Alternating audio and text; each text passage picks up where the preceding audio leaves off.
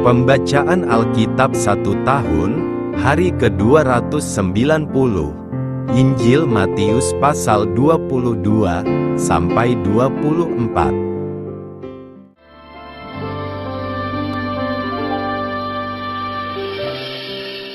Injil Matius pasal 22 ayat 1 sampai 14. Perumpamaan tentang perjamuan kawin. Lalu Yesus berbicara pula dalam perumpamaan kepada mereka. Hal kerajaan sorga seumpama seorang raja yang mengadakan perjamuan kawin untuk anaknya. Ia menyuruh hamba-hambanya memanggil orang-orang yang telah diundang ke perjamuan kawin itu. Tetapi orang-orang itu tidak mau datang. Ia menyuruh pula hamba-hamba lain. Pesannya, katakanlah kepada orang-orang yang diundang itu, sesungguhnya hidangan telah kusediakan, lembu-lembu jantan dan ternak piaraanku telah disembelih. Semuanya telah tersedia. Datanglah ke perjamuan kawin ini. Tetapi orang-orang yang diundang itu tidak mengindahkannya. Ada yang pergi ke ladangnya, ada yang pergi mengurus usahanya, dan yang lain menangkap hamba-hambanya itu, menyiksanya dan membunuhnya. Maka murkalah raja itu, lalu menyuruh pasukannya ke sana untuk membinasakan pembunuh-pembunuh itu dan membakar kota mereka. Sesudah itu ia berkata kepada hamba-hambanya, perjamuan kawin telah tersedia, tetapi orang-orang yang diundang tadi tidak layak untuk itu. Sebab itu, pergilah ke persimpangan-persimpangan jalan, dan undanglah setiap orang yang kamu jumpai di sana ke perjamuan kawin itu.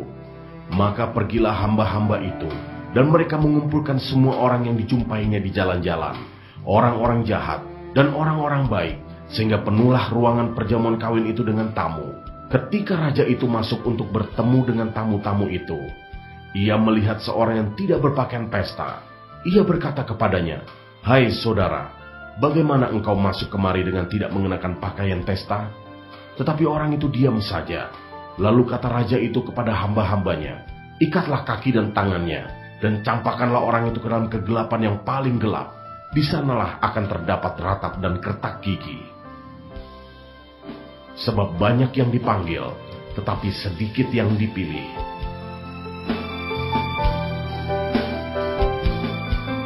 Ayat 15 sampai 22 tentang membayar pajak kepada kaisar.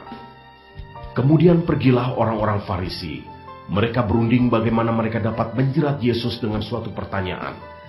Mereka menyuruh murid-murid mereka bersama-sama orang-orang Herodian bertanya kepadanya, "Guru, kami tahu engkau adalah seorang yang jujur, dan dengan jujur mengajar jalan Allah, dan engkau tidak takut kepada siapapun juga, sebab engkau tidak mencari muka. Katakanlah kepada kami pendapatmu. Apakah diperbolehkan membayar pajak kepada kaisar atau tidak?" Tetapi Yesus mengetahui kejahatan hati mereka itu, lalu berkata, "Mengapa kamu mencobai aku, hai orang-orang munafik? Tunjukkanlah kepadaku mata uang untuk pajak itu." Mereka membawa suatu dinar kepadanya. Maka ia bertanya kepada mereka, "Gambar dan tulisan siapakah ini?" Jawab mereka, "Gambar dan tulisan kaisar."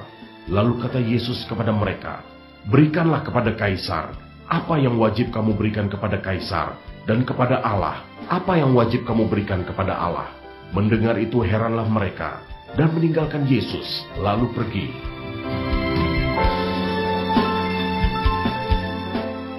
Ayat 23 sampai 33. Pertanyaan orang Saduki tentang kebangkitan. Pada hari itu datanglah kepada Yesus beberapa orang Saduki yang berpendapat bahwa tidak ada kebangkitan. Mereka bertanya kepadanya, "Guru, Musa mengatakan bahwa jika seorang mati dengan tiada meninggalkan anak, saudaranya harus kawin dengan istrinya itu dan membangkitkan keturunan bagi saudaranya itu. Tetapi di antara kami ada 7 orang bersaudara. Yang pertama kawin, tetapi kemudian mati. Dan karena ia tidak mempunyai keturunan, ia meninggalkan istrinya itu bagi saudaranya. Demikian juga yang kedua, dan yang ketiga, sampai dengan yang ketujuh. Dan akhirnya, sesudah mereka semua, perempuan itu pun mati. Siapakah di antara ke-7 orang itu yang menjadi suami perempuan itu pada hari kebangkitan? Sebab mereka semua telah beristrikan dia." Yesus menjawab mereka, "Kamu sesat, sebab kamu tidak mengerti kitab suci maupun kuasa Allah. Karena pada waktu kebangkitan, orang tidak kawin dan tidak dikawinkan, melainkan hidup seperti malaikat di sorga. Tetapi tentang kebangkitan orang-orang mati, tidakkah kamu baca apa yang difirmankan Allah ketika Ia bersabda, "Akulah Allah Abraham, Allah Ishak, dan Allah Yakub." Ia bukanlah Allah orang mati, melainkan Allah orang hidup. Orang banyak yang mendengar itu takjub akan pengajarannya.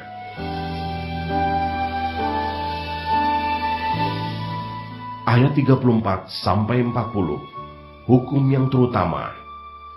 Ketika orang-orang Farisi mendengar bahwa Yesus telah membuat orang-orang Saduki itu bungkam, berkumpullah mereka, dan seorang dari mereka, seorang ahli Taurat, bertanya untuk mencobai Dia, "Guru, hukum manakah yang terutama dalam hukum Taurat?" Jawab Yesus kepadanya, "Kasihilah Tuhan Allahmu dengan segenap hatimu, dan dengan segenap jiwamu, dan dengan segenap akal budimu. Itulah hukum yang terutama dan yang pertama. Dan hukum yang kedua, yang sama dengan itu, ialah, kasihilah sesamamu manusia, seperti dirimu sendiri." Pada kedua hukum inilah tergantung seluruh hukum Taurat dan kitab para nabi.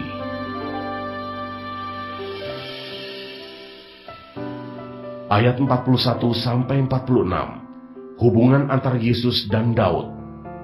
Ketika orang-orang Farisi sedang berkumpul, Yesus bertanya kepada mereka, katanya, "Apakah pendapatmu tentang Mesias? Anak siapakah dia?" Kata mereka kepadanya, "Anak Daud."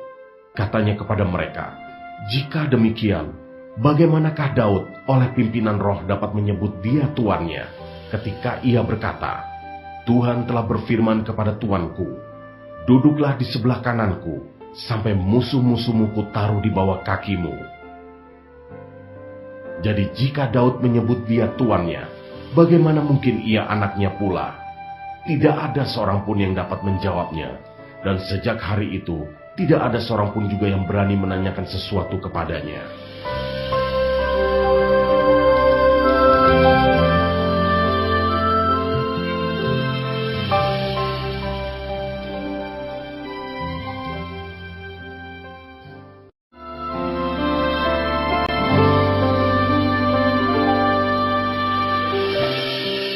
Injil Matius pasal 23, ayat 1-36. Yesus mengecam ahli-ahli Taurat dan orang-orang Farisi. Maka berkatalah Yesus kepada orang banyak dan kepada murid-muridnya, katanya, "Ahli-ahli Taurat dan orang-orang Farisi telah menduduki kursi Musa. Sebab itu, turutilah dan lakukanlah segala sesuatu yang mereka ajarkan kepadamu. Tetapi janganlah kamu turuti perbuatan-perbuatan mereka, karena mereka mengajarkannya tetapi tidak melakukannya. Mereka mengikat beban-beban berat, lalu meletakkannya di atas bahu orang, tetapi mereka sendiri tidak mau menyentuhnya.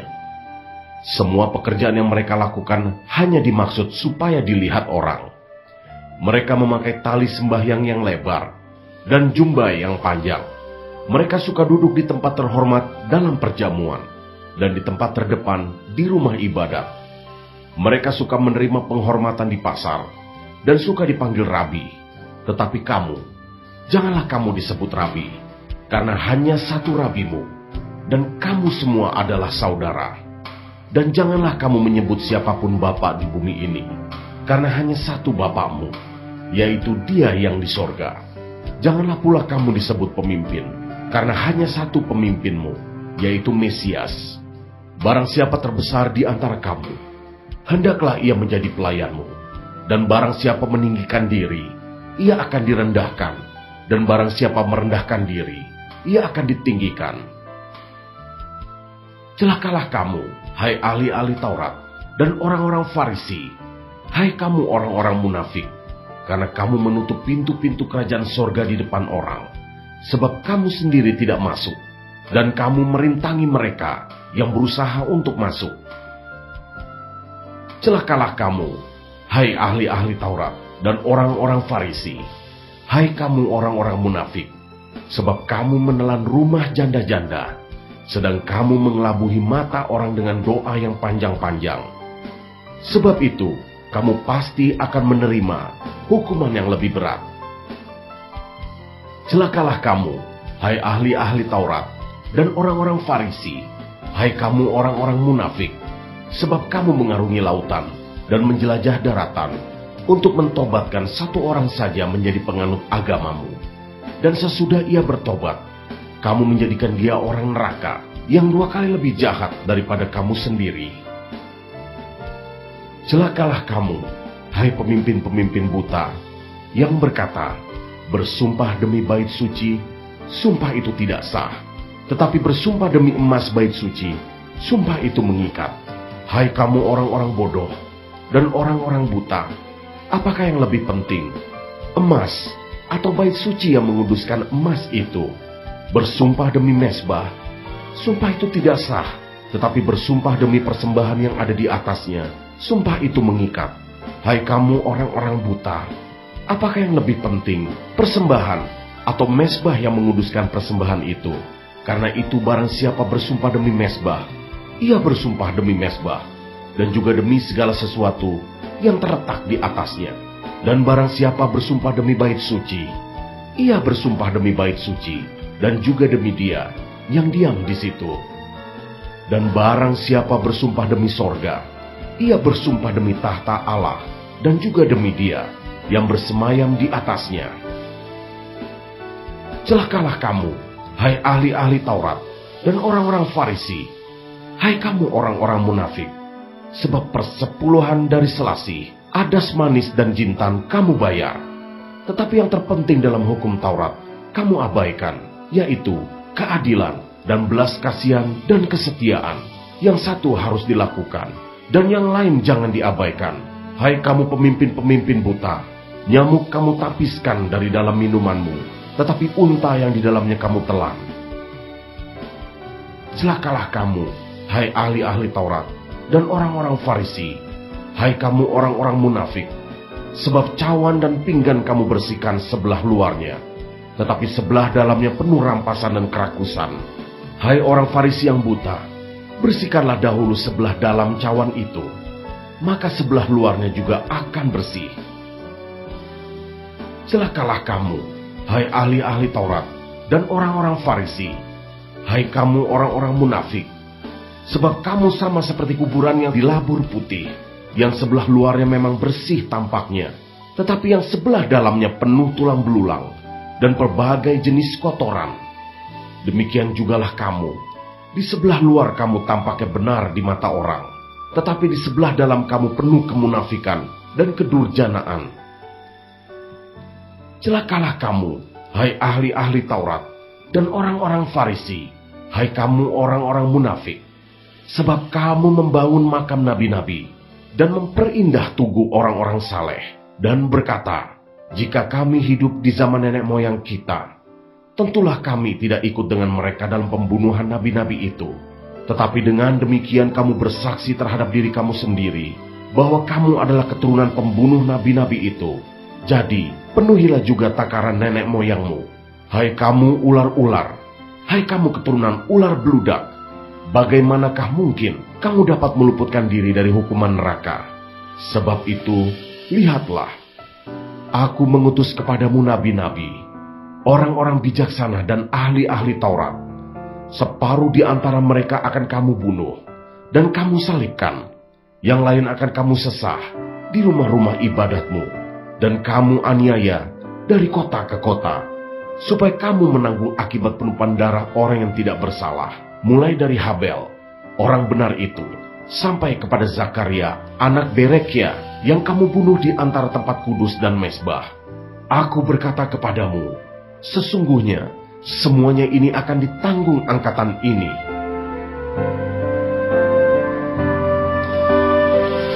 Ayat 37-39, keluhan terhadap Yerusalem. Yerusalem, Yerusalem, engkau yang membunuh nabi-nabi dan melempari dengan batu orang-orang yang diutus kepadamu. Berkali-kali aku rindu mengumpulkan anak-anakmu, sama seperti induk ayam mengumpulkan anak-anaknya di bawah sayapnya, tetapi kamu tidak mau. Lihatlah, rumahmu ini akan ditinggalkan dan menjadi sunyi. Dan aku berkata kepadamu, mulai sekarang kamu tidak akan melihat aku lagi, hingga kamu berkata, "Diberkatilah dia yang datang dalam nama Tuhan."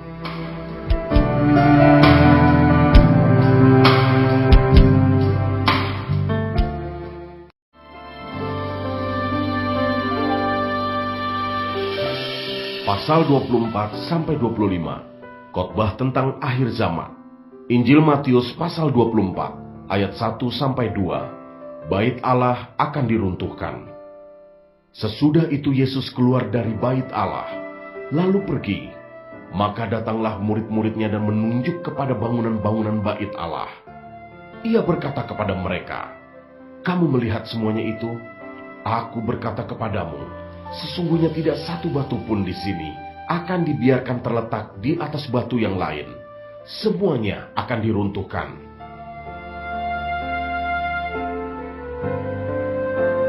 Ayat 3-14, permulaan penderitaan. Ketika Yesus duduk di atas bukit Zaitun, datanglah murid-muridnya kepadanya untuk bercakap-cakap sendirian dengan dia. Kata mereka, "Katakanlah kepada kami, bila manakah itu akan terjadi, dan apakah tanda kedatanganmu dan tanda kesudahan dunia?" Jawab Yesus kepada mereka, "Waspadalah, supaya jangan ada orang yang menyesatkan kamu. Sebab banyak orang akan datang dengan memakai namaku, dan berkata, 'Akulah Mesias,' dan mereka akan menyesatkan banyak orang. Kamu akan mendengar deru perang, atau kabar-kabar tentang perang. Namun berawas-awaslah, jangan kamu gelisah, sebab semuanya itu harus terjadi. Tetapi itu belum kesudahannya, sebab bangsa akan bangkit melawan bangsa, dan kerajaan melawan kerajaan.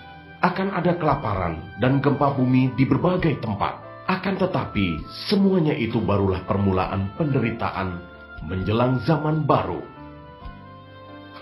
Pada waktu itu kamu akan diserahkan supaya disiksa, dan kamu akan dibunuh, dan akan dibenci semua bangsa oleh karena namaku.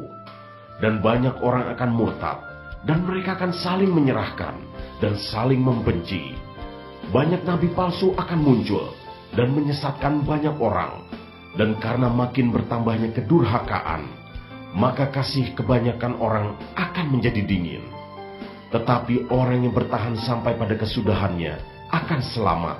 Dan Injil Kerajaan ini akan diberitakan di seluruh dunia menjadi kesaksian bagi semua bangsa. Sesudah itu barulah tiba kesudahannya." Ayat 15-28, siksaan yang berat dan Mesias-Mesias palsu. Jadi, apabila kamu melihat pembinasa keji berdiri di tempat kudus, menurut firman yang disampaikan oleh Nabi Daniel, para pembaca hendaklah memperhatikannya. Maka orang-orang yang di Yudea haruslah melarikan diri ke pegunungan. Orang yang sedang di peranginan di atas rumah, janganlah ia turun untuk mengambil barang-barang dari rumahnya. Dan orang yang sedang di ladang, janganlah ia kembali untuk mengambil pakaiannya. Celakalah ibu-ibu yang sedang hamil, atau yang menyusukan bayi pada masa itu. Berdoalah, supaya waktu kamu melarikan diri itu jangan jatuh pada musim dingin, dan jangan pada hari Sabat. Sebab pada masa itu akan terjadi siksaan yang dahsyat, seperti yang belum pernah terjadi sejak awal dunia sampai sekarang, dan yang tidak akan terjadi lagi. Dan sekiranya waktunya tidak dipersingkat, maka dari segala yang hidup tidak akan ada yang selamat. Akan tetapi, oleh karena orang-orang pilihan, waktu itu akan dipersingkat. Pada waktu itu, jika orang berkata kepada kamu, "Lihat, Mesias ada di sini," atau "Mesias ada di sana," jangan kamu percaya, sebab Mesias-Mesias palsu dan nabi-nabi palsu akan muncul, dan mereka akan mengadakan tanda-tanda yang dahsyat dan mujizat-mujizat, sehingga sekiranya mungkin mereka menyesatkan orang-orang pilihan juga. Camkanlah, aku sudah mengatakannya terlebih dahulu kepadamu. Jadi, apabila orang berkata kepadamu, "Lihat, ia ada di padang gurun," janganlah kamu pergi ke situ. Atau, "Lihat, ia ada di dalam bilik," janganlah kamu percaya. Sebab sama seperti kilat memancar di sebelah timur dan melontarkan cahayanya sampai ke barat, demikian pula lah kelak kedatangan Anak Manusia. Di mana ada bangkai, di situ burung nazar berkerumun.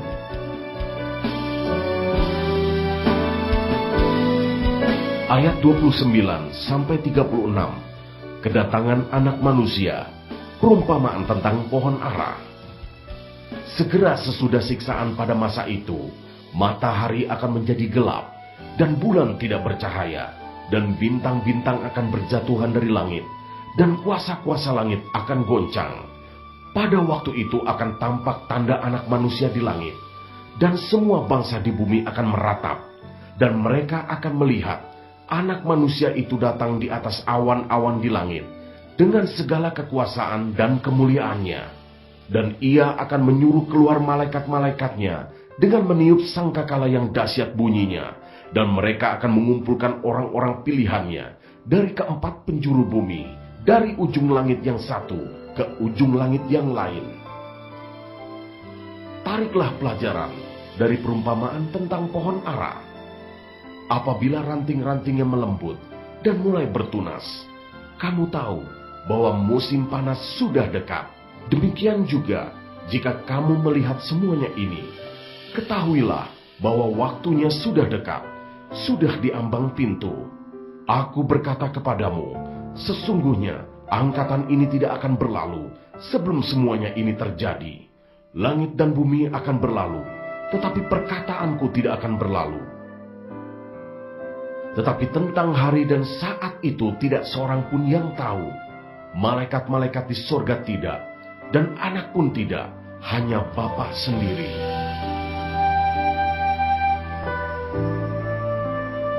Ayat 37-44. Nasihat supaya berjaga-jaga. Sebab sebagaimana halnya pada zaman Nuh, demikian pula halnya kelak pada kedatangan Anak Manusia. Sebab sebagaimana mereka pada zaman sebelum air bah itu makan dan minum, kawin dan mengawinkan, sampai kepada hari Nuh masuk ke dalam bahtera, dan mereka tidak tahu akan sesuatu, sebelum air bah itu datang dan melenyapkan mereka semua. Demikian pula halnya kelak pada kedatangan Anak Manusia. Pada waktu itu, kalau ada dua orang di ladang, yang seorang akan dibawa dan yang lain akan ditinggalkan. Kalau ada dua orang perempuan sedang memutar batu kilangan, yang seorang akan dibawa dan yang lain akan ditinggalkan. Karena itu berjaga-jagalah, sebab kamu tidak tahu pada hari mana Tuhanmu datang. Tetapi ketahuilah ini, jika tuan rumah tahu pada waktu mana pada malam hari pencuri akan datang, sudahlah pasti ia berjaga-jaga, dan tidak akan membiarkan rumahnya dibongkar. Sebab itu, hendaklah kamu juga siap sedia, karena Anak Manusia datang pada saat yang tidak kamu duga.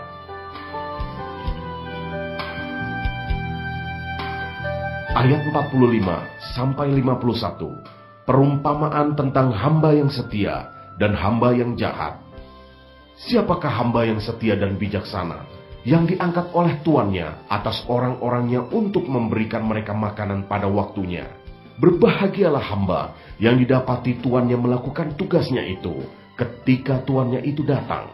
Aku berkata kepadamu, sesungguhnya tuannya itu akan mengangkat dia menjadi pengawas segala miliknya. Akan tetapi, apabila hamba itu jahat dan berkata di dalam hatinya, Tuanku tidak datang-datang, lalu ia mulai memukul hamba-hamba lain, dan makan minum bersama-sama pemabuk-pemabuk, maka tuan hamba itu akan datang pada hari yang tidak disangkakannya, dan pada saat yang tidak diketahuinya, dan akan membunuh dia, dan membuat dia senasib dengan orang-orang munafik. Di sana akan terdapat ratapan dan kertakan gigi.